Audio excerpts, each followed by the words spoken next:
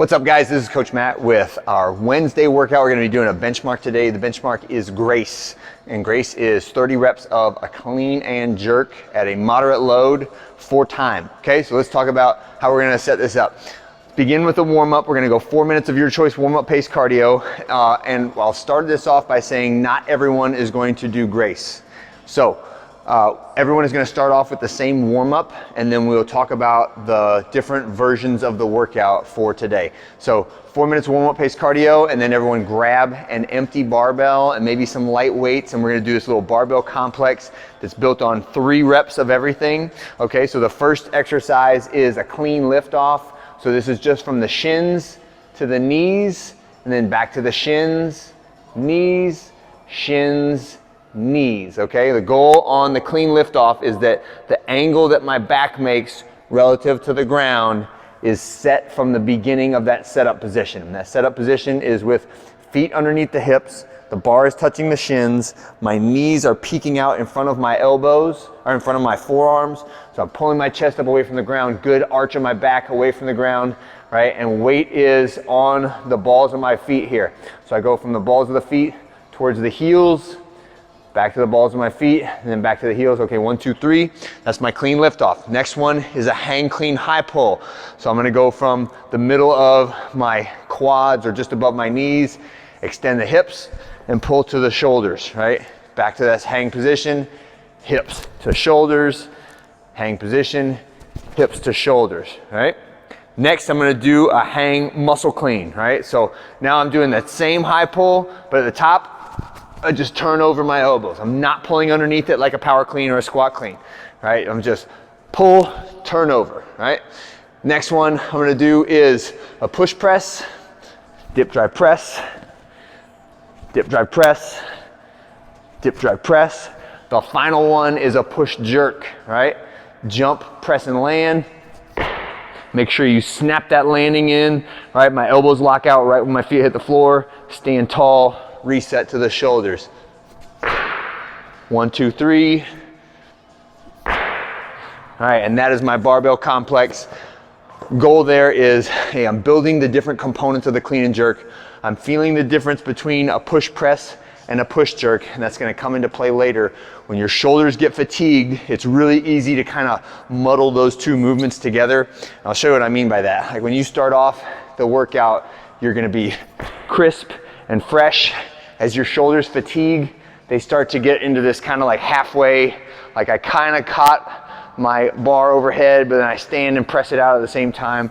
So I want you to be on the lookout for things that decrease your efficiency because of the fatigue of your muscles, and then try to clean up that technique in the midst of fatigue. And that is one of the prime adaptations. It's a high level adaptation that we're looking for, is when you get fatigued, you are still able to move with really efficient movement patterns, right? So that is a goal. You may have to slow down in order to do that. It may not get the workout done as well, as fast, but it will be done better. And I'm all about quality over quantity. I'm willing for you to sacrifice 15, 30 seconds on a workout if you make the movements look better.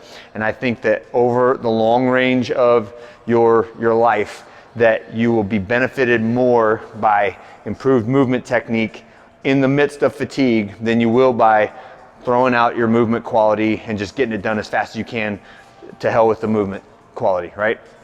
Okay, so that is what I hope everyone understands. My priority is, like, yes, you have to work hard in order to get results, but if you throw out your technique and you just do it however you want to do it in order to get it done faster, that ultimately that is a short-sighted strategy, because it's going to get you hurt at some point, or you're just never going to learn how to move well when you are really fatigued. All right, so that is a little philosophy, a little movement strategy there, but that is the gist of the warm-up. After you finish those clean and jerk practice reps, we're going to do some more reps at lighter weight, and then heavier weight up to your workout weight for today. And then this is where we can kind of make the distinction between, are you going to do Grace or are you going to do like practice clean and jerk stuff? Because if you've been doing Olympic lifting or CrossFit in general for less than, say, like 6 to 9 months, I don't want you to race in a barbell only workout unless your movement quality is just really, really good. So make that judgment call on your own. We can do that on a case-by-case basis. I want everyone who comes in today to practice some version of the clean and jerk, whether you're doing it with 2 dumbbells or a moderate weight barbell or an empty barbell. The other options would be just an every minute on the minute, 2 to 5 reps of the clean and jerk for 10 minutes, all right? So that could be anywhere from 2 to 50 reps, and it could be from just the empty barbell up to a moderate weight, but we're kind of taking away the pressure of 30 reps for time, right? Making it a 4-time event and just turning it into an every minute on the minute workout. And those are both very good options.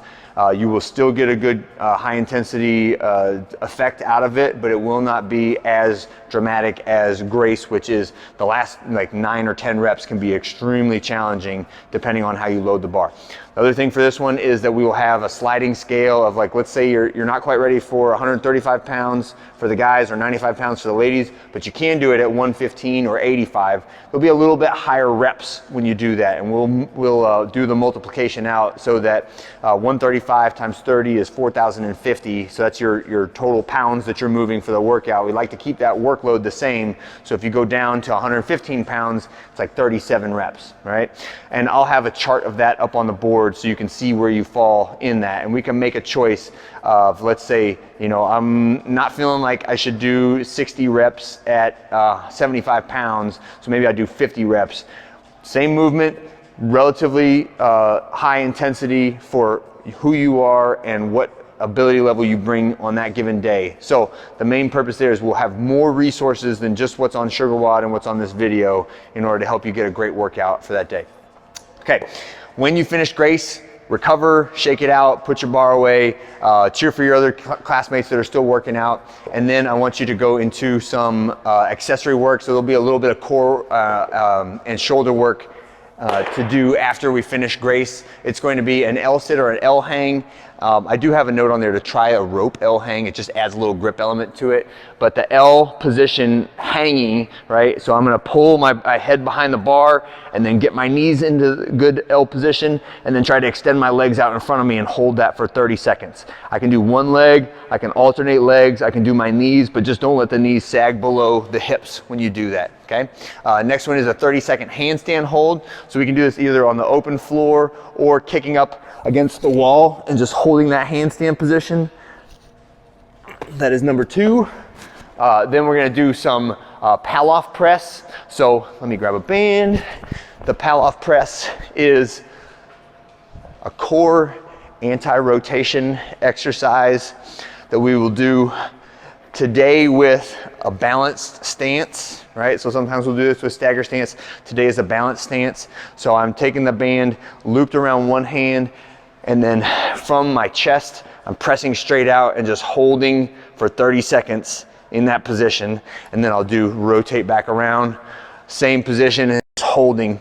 And the band is trying to rotate my arms away from my center line, and I'm trying to hold in position right at that center line. So you should feel this down in the lower abdominals and the obliques.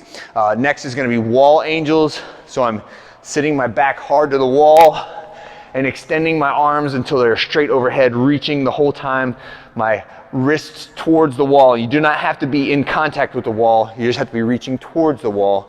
And then our last one is dead bugs. This is another core and lower abdominal exercise. So the back of my head's on the wall, I'm sucking my belly button towards the ground and just reaching out with one arm and leg. I can do the same side, or I can do opposite sides, and I'm trying not to let the other two move while I am moving 2 of those appendages. All right, that is it for today. Enjoy the benchmark. Make sure you record your results in SugarWOD, and I'll see you guys on Thursday.